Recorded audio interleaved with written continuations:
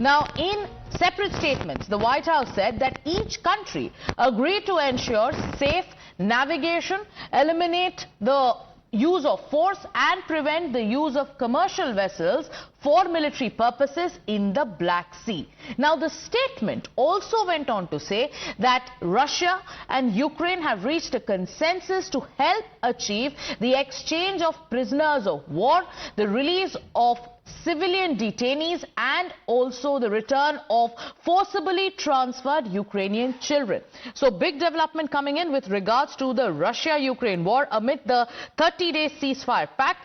As of now, what we are getting to know is that right now both the countries have in fact decided to ensure to take the first step. The White House has announced that the countries have agreed to refrain from military strikes on vessels in the Black Sea. Rishabh is joining us. Rishabh, two statements coming in, big development. What are we looking at? Breakdown. What does this mean with regards to the ongoing conflict?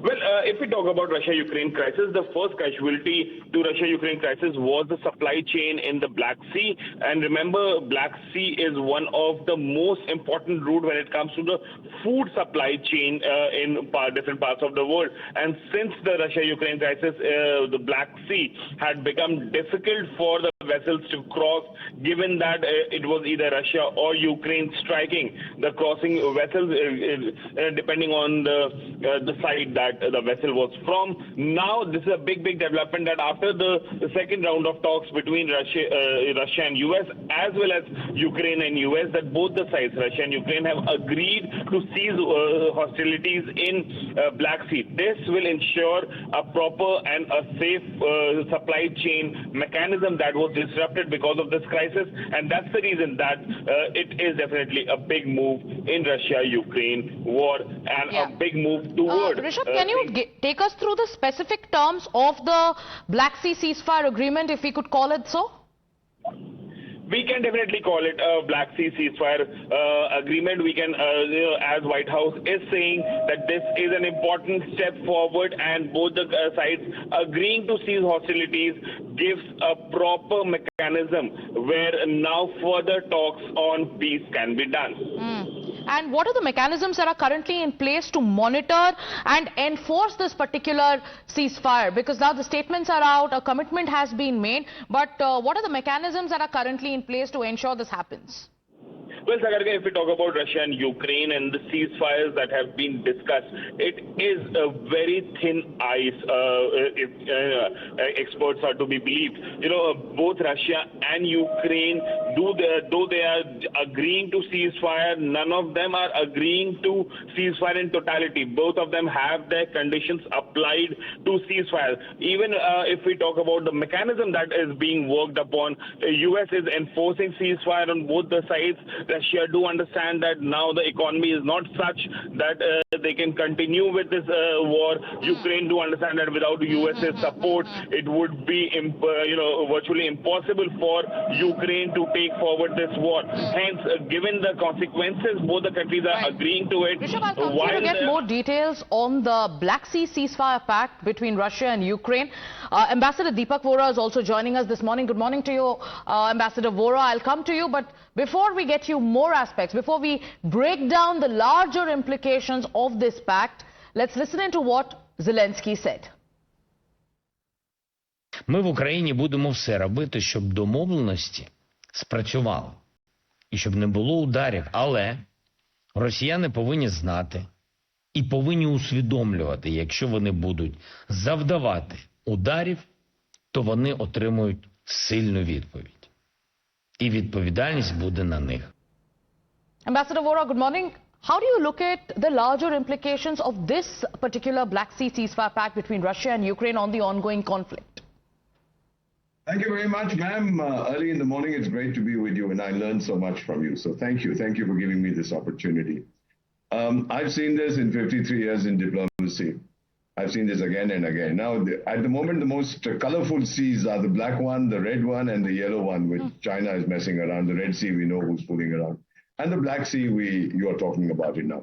Let me assure you, ma'am, having seen the development of the Ukraine Russia conflict and having served as your ambassador in the post-Soviet space to 4 countries, let me tell you, there is zero trust between the two sides. Without trust, no agreement will last. Have you heard the clown of Kiev, that circus fellow, what he was saying?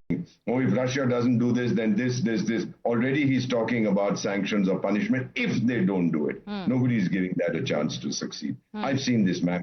Before the ink is dry, there'll be allegations and counter-allegations. And President Donald Trump is going to get very angry saying, listen, guys, I've negotiated this, etc., etc. Now you can go fly a kite. I'm no longer interested. I'll shift my focus to Gaza, where he wants to build international Riviera, just as, by the way, he wants to do in Crimea. I've been there. It's beautiful, beautiful, as is the Gaza Strip. So my feeling, ma'am, is that by this evening, we will be discussing why this agreement did not hold, why it did not last. But I think we should be more hopeful, because this is possibly one of the first significant steps towards larger truce. But like you spoke about it, there will be a lot of blame game because there's a trust deficit. So in that situation, what are the steps that, say a U.S. can take or other international organizations can take to ensure transparency in the enforcement of the ceasefire?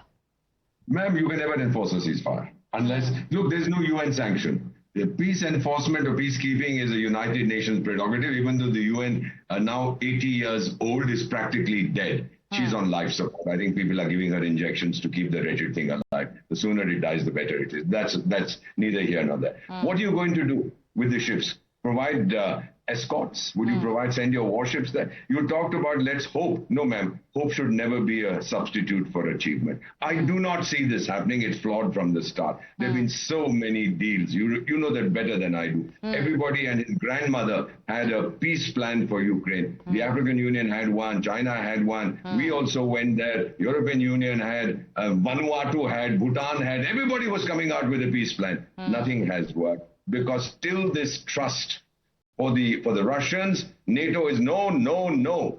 For the Ukrainians, to this day, NATO is yes, yes, yes. All the time he says, we have to punish Russia because I'm the bulwark. And if you let me be kicked around by Russia, next it will be you guys in Europe, which is arrant nonsense. But this is the game he's playing. He can't get out of the mindset. So on a scale of 1 to 10, what are the chances of this peace deal or this grain deal succeeding? It's -5. Whatever you do, ma'am, take it from me. It's going to break down very quickly. I have enough experience. I speak experience. Yes, Ambassador Vora, we are hoping that it actually works out. But what you are saying, and if that really happens, which possibly is the biggest possibility in this entire scenario, if that happens, how will Donald Trump look at it? What are the statements that are going to come out from Donald Trump and the U.S.? I want you to stay with us, because